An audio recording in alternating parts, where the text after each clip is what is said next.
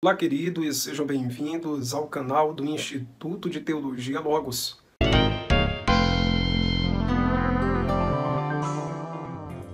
Onde você tem acesso a inúmeros conteúdos voltados para a sua edificação e crescimento espirituais. Nós gostaríamos de, nessa ocasião, continuarmos uma série de vídeos falando a respeito de pneumatologia, a doutrina do Espírito Santo.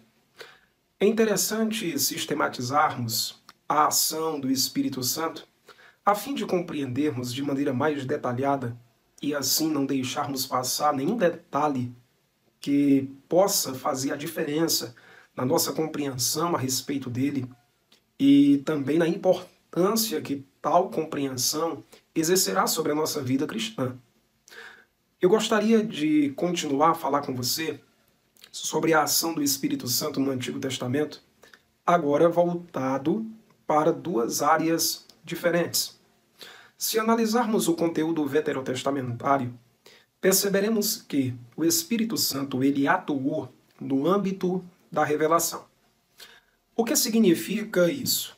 Significa dizer que a iluminação recebida, quer seja por profetas, quer seja por escribas, quer seja por qualquer pessoa, integrante de quaisquer classes, esta iluminação, esta revelação, ela provinha do Espírito Santo.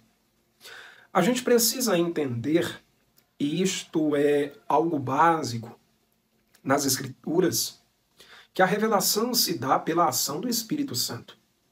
Perceba que o Senhor Jesus informa aos discípulos, lá no Evangelho de João, que quando o Espírito Santo viesse, ele os guiaria a toda verdade. O Espírito Santo ele sempre atuou, ele atua e sempre atuará essa pauta, nessa matéria, a saber, a compreensão do ser humano acerca da pessoa de Deus e acerca da vontade de Deus, quer seja no âmbito individual, quer seja no âmbito coletivo.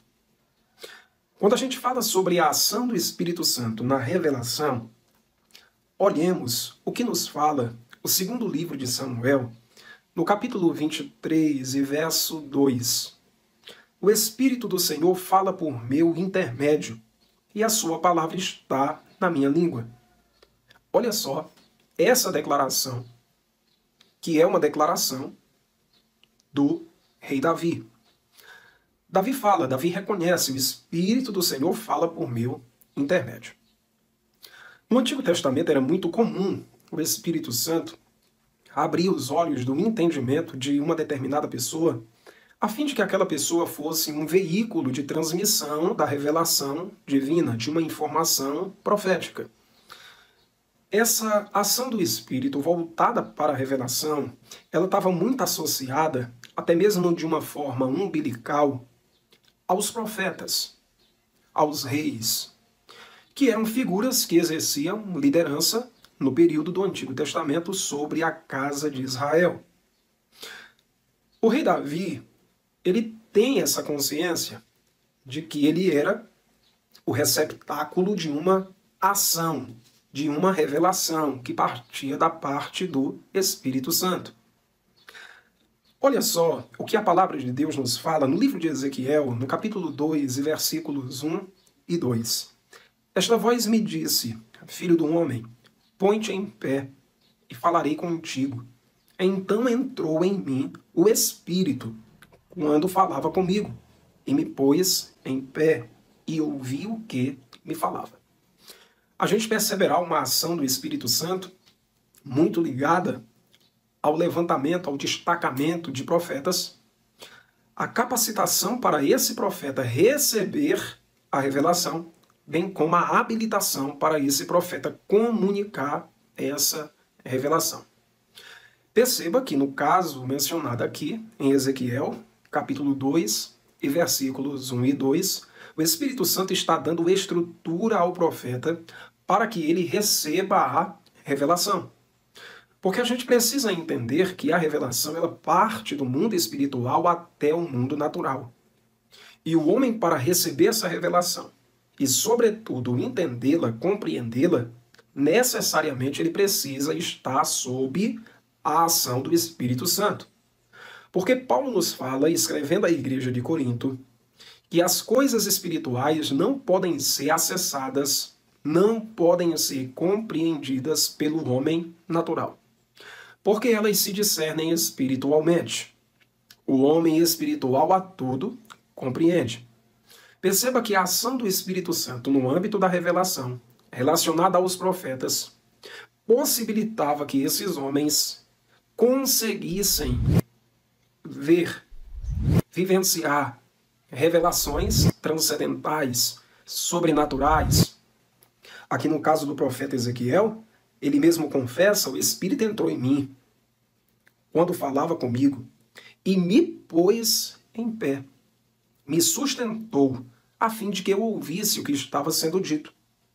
Em Miqueias, capítulo 3, versículo 8, olha só o que a Escritura ainda nos fala. Mas quanto a mim, graças ao poder do Espírito do Senhor, estou cheio de força e de justiça, para declarar a Jacó a sua transgressão e a Israel o seu pecado.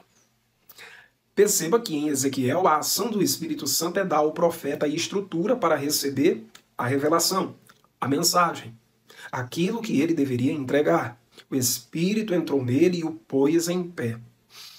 Já em relação ao profeta Miqueias, por sua vez, o Espírito Santo o capacitou para poder declarar aquilo que Deus queria que o seu povo ouvisse.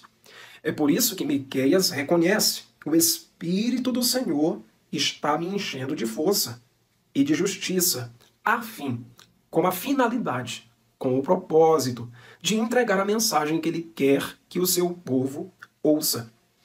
Em 2 Pedro, no capítulo 1 e versículo 21, nós nos deparamos com um texto clássico do Novo Testamento, que lança luz a muitas coisas que aconteceram no Antigo Testamento. Olha só o que o apóstolo Pedro nos diz. Pois jamais a profecia teve origem na vontade humana, mas homens falaram da parte de Deus, impelidos pelo Espírito Santo.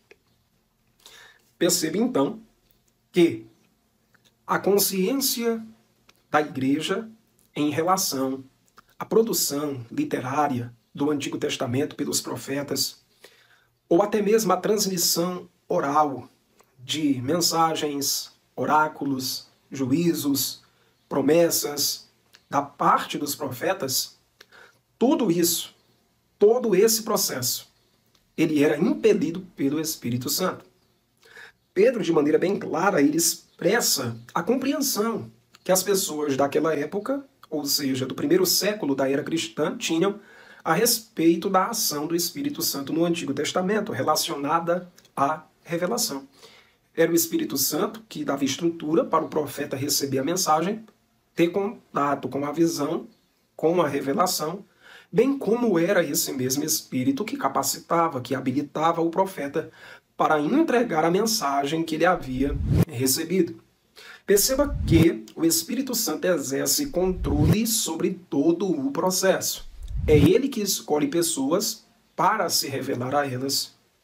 E também é ele que capacita essas pessoas para exercerem determinadas funções, para trabalharem em determinadas áreas para a glória do nome de Deus.